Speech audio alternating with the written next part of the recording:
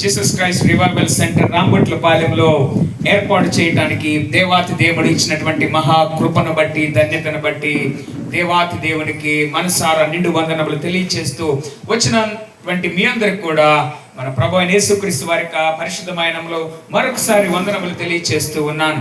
రండి, ఈ రాత్రికాల సమయమందు ఒక ప్రాముఖ్యమైనటువంటి వ్యక్తి గురించి తెలుసుకోబోతున్నాము.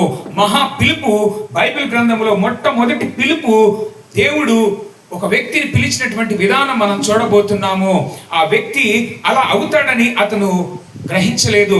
ఒక మనిషి విధేయత ప్రపంచ చరిత్రను మారుస్తుందని ఎప్పుడు తెలిసింది? ఆదికాండము 12వ అధ్యాయంలో మనకు తెలుస్తూ ఉంటది. ఆదికాండము 1 నుంచి 5 వచనాలు ఈ రాత్రికాల సమయమందు ధ్యానిద్దాం. మనం తక్కువ టైంలోనే నేను ముగించడానికి ప్రయత్నం చేస్తాను. బయట వాతావరణం కూడా ఇబ్బందికరంగా ఉంది కనుక చూడండి, బైబిల్ గ్రంథంలో నుంచి ఆదికాండము 1 నుంచి 5 వచనముల వరకు చదువుదాం.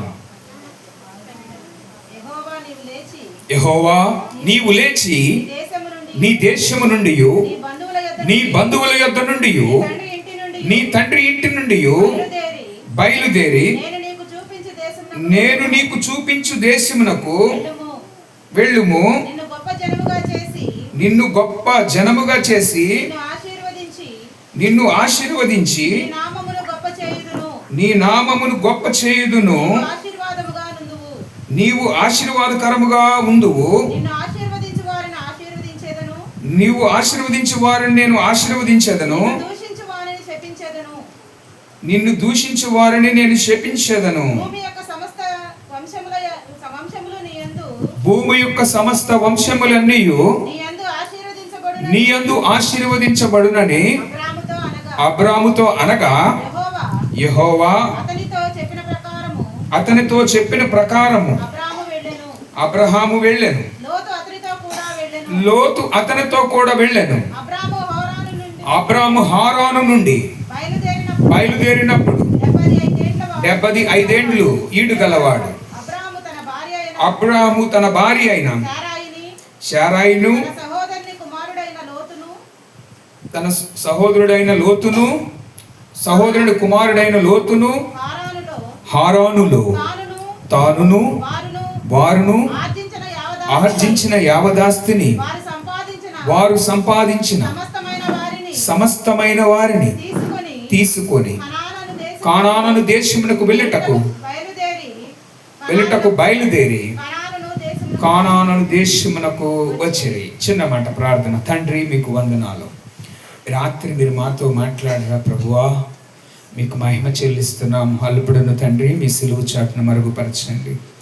నీ బిడ్డలకు ఏ మాట అందితే వారి హృదయమునైనా మీ జీవాన్ని పొందుకుంటుందో, మీ శక్తిని పొందుకుంటుందో ఆ బలమైనటువంటి మాటను అందించమని, మీ సిలువ చాటును మరుగుపరచమని, దుష్టుని దూరపరుస్తూ సమస్త మహిమ మీరే పొందమని మా ప్రభువును రక్షకుడైన యేసుక్రీస్తు వారి యొక్క పరిశుద్ధమైన నామములో అడుగుతున్నాము తండ్రి.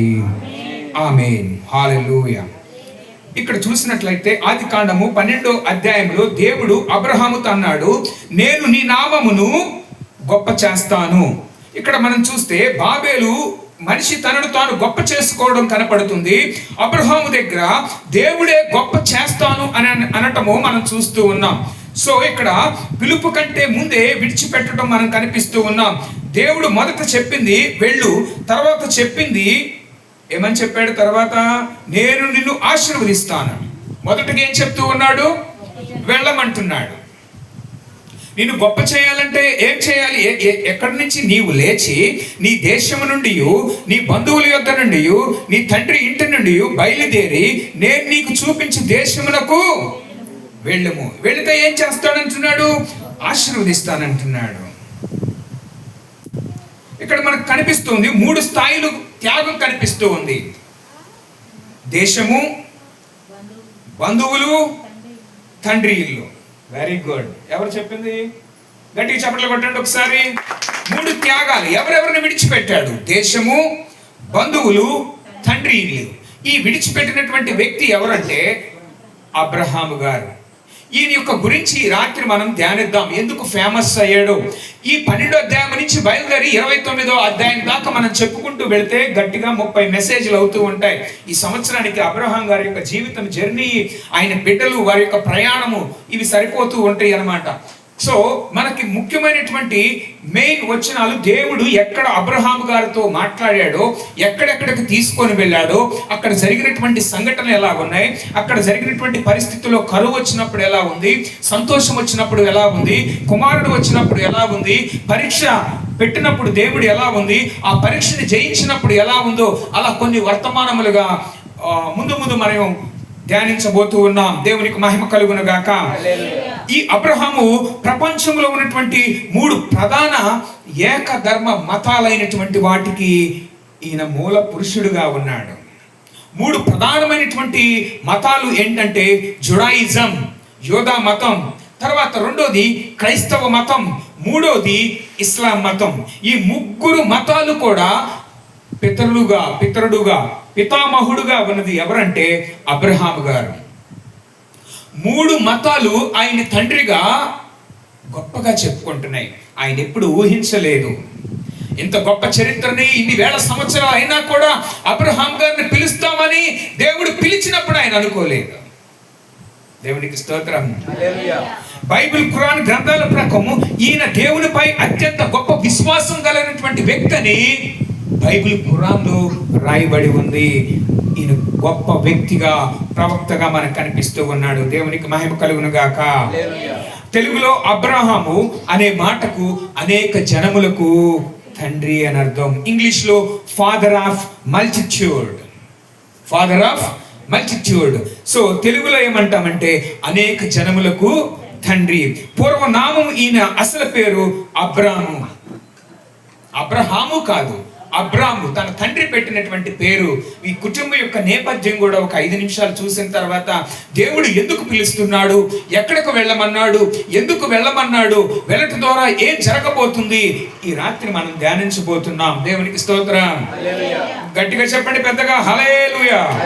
ఈయన అసలు పేరు అబ్రామ్, కానీ దేవుడు ఈయనతో నిబంధన చేసినప్పుడు ఆయన పేరుని అబ్రహాముగా మార్చాడు. అబ్రామ్ అనగా గొప్ప తండ్రి, అబ్రామ్ అనగా గొప్ప తండ్రి, అబ్రహాం అనగా జనములకు తండ్రి. ఈ అబ్రహాం గారి యొక్క తండ్రి ఎవరంటే తేరాహు. ఎవరు? తేరాహు. తనకిద్దరు సహోదరులు ఉన్నారు. నాహోరు, హారోను అని 2 సహోదరులు ఉన్నారు. జాగ్రత్తగా వినండి. ఇతని తండ్రి పేరు తెరహు అంటారు, తెరహు. ఈయన ఏం చేస్తూ ఉండేవాడంటే విగ్రహాలని తయారు చేస్తూ ఉండేవాడు. ఏం చేస్తూ ఉండేవాడు? ఎలా తెలుస్తుందంటే చూడండి ఒకసారి బైబిల్ గ్రంథంలో నుంచి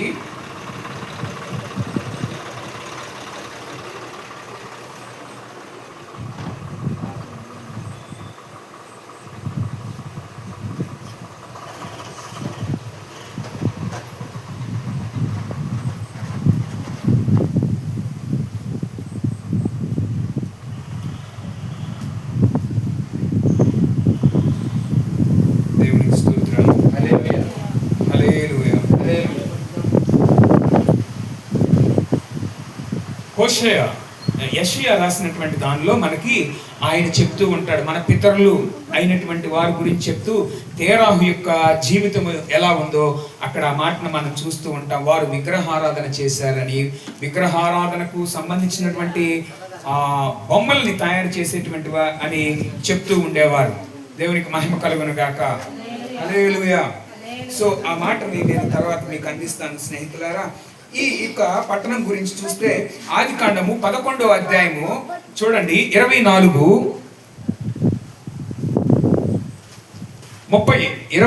వచనము. తేరాహు వంశావళి ఇదే.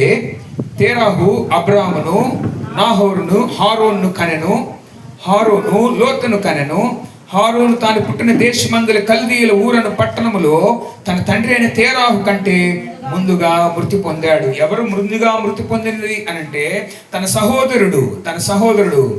చూడండి, హారోను తన పుట్టిన దేశమందుల కల్దీల ఊరను పట్టణములో తన తండ్రి అయిన తేరాహు కంటే ముందుగా మృతి పొందెను. ఇక్కడ టర్నింగ్ పాయింట్ మనకు కనిపిస్తూ ఉంది. వీరు కానాను దేశానికి బయలుదేరుతూ ఉన్నారు. వీరు ఉంటున్నటువంటి ప్రాంతం ఏంటో తెలుసా? ఊరను పట్టణము. ఊరు పేరేంటో తెలుసా? ఊరు పేరు. ఊరు అనే పట్టణంలో వీళ్ళు ఉంటూ ఉంటారు. ఈ పట్టణం దేనికి ప్రసిద్ధి అంటే, అక్కడ పట్టణం దేనికంటే చంద్రదేవుని ఆరాధనకు ప్రసిద్ధి. దేనికి చెప్పండి? చంద్రదేవుణ్ణి బాగా ఆరాధిస్తూ ఉంటారు.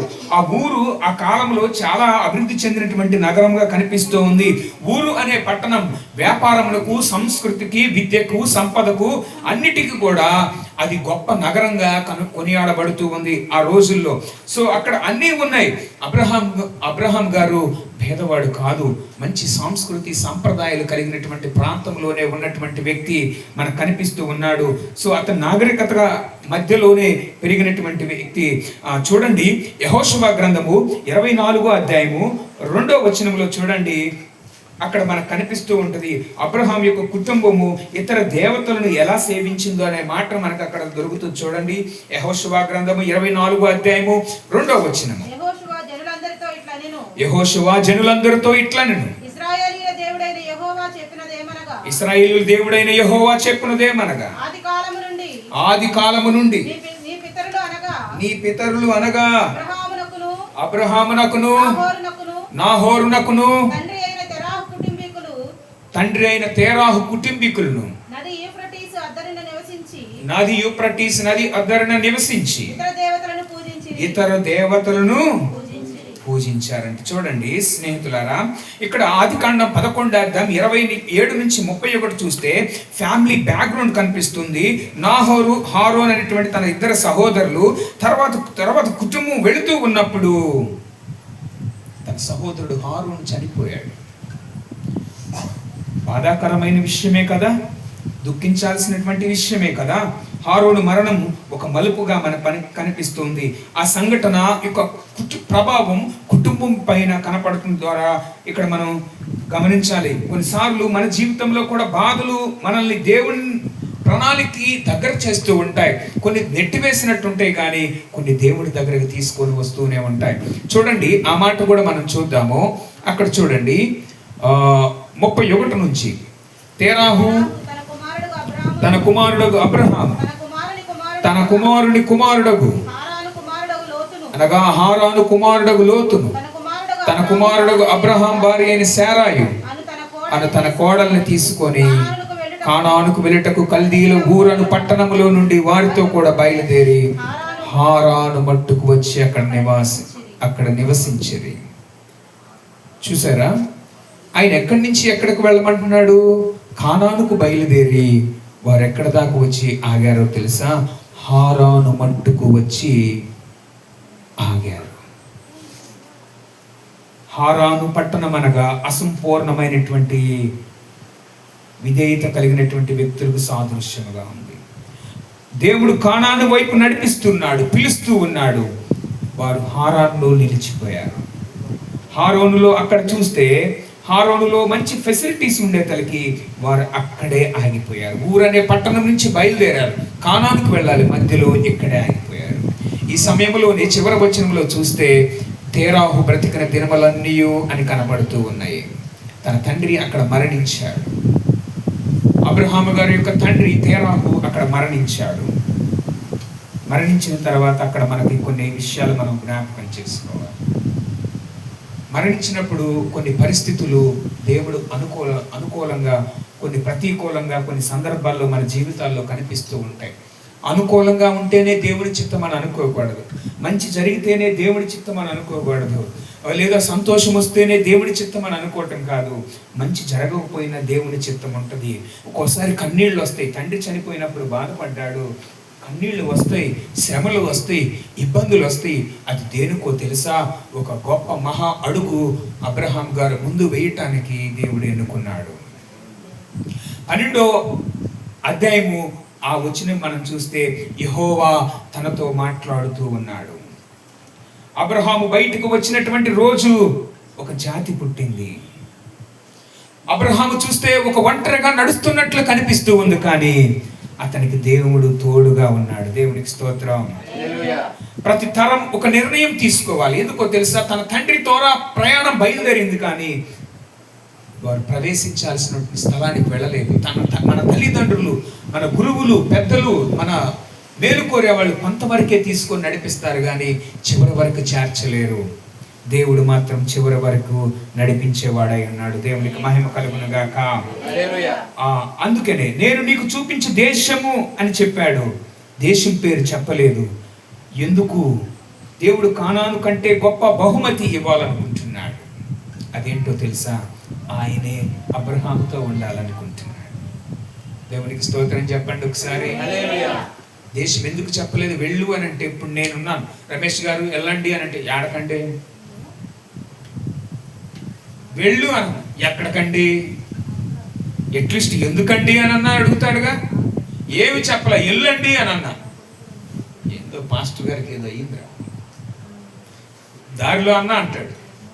ఎందుకని? ఎళ్ళు అన్నాడు. ఎక్కడికో చెప్పలా, ఎందుకో చెప్పలా. ఎళ్ళు అంటే, కానీ వెళ్ళు అనగానే అబ్రహాం గారు వెంటనే సరెండర్ అయిపోయాడు. దేవునికి మహిమ కలుగును గాక. అతను ఒంటరిగా నడుస్తున్నట్లు కనిపిస్తూ ఉంది, కానీ దేవుని దృష్టిలో అతనిలో నుంచి ఇస్సాకు వస్తున్నాడని దేవుడికి తెలుసు. జనం చూస్తే లేదా అతను చూస్తే ఒంటరిగా కనిపించొచ్చాము, బట్ ఇస్సాకు అతనిలో ఉన్నాడు. గట్టిగా చప్పట్లు కొట్టండి. యాకోబు అతనిలో ఉన్నాడు. ఇశ్రాయేలు జనాంగము అతనిలో ఉన్నారు.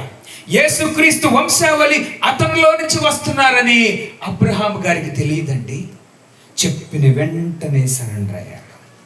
ఒక మనిషి విధేయత ఇన్ని తరాల్ని, దేవుడి తరతరాల్ని మారుస్తాడంటానికి అబ్రహాము గారే ఒక ఉదాహరణ కనిపిస్తూ ఉన్నాడు. అబ్రహాము గారికి ఊరు వదిలినప్పుడు తెలీదు. తన బైబిల్లో ఒక ప్రధానమైన వ్యక్తిని అవుతానని తను ఊహించలేదండి. తను ఊహించలేదు. ఆ నిర్ణయం తీసుకున్నప్పుడు 3 ప్రధానమైన మతాలకి కేంద్ర బిందువు పితామహుడు అతడే అవుతాడని తనకు తెలియదండి. 1000 సంవత్సరాల తర్వాత కూడా ఈరోజు అబ్రహాము గారిని పిలుస్తున్నామని ఆ కాలంలో అప్పుడు ఆయనకు తెలియదండి. దేవుడి ఉద్దేశం అలా ఉంటుంది. ఆయన పిలిస్తే ఆయన ఎన్నుకుంటే ఆ పేరు తరతరాలు వినపడుతుంది. దేవునికి స్తోత్రం. హల్లెలూయా.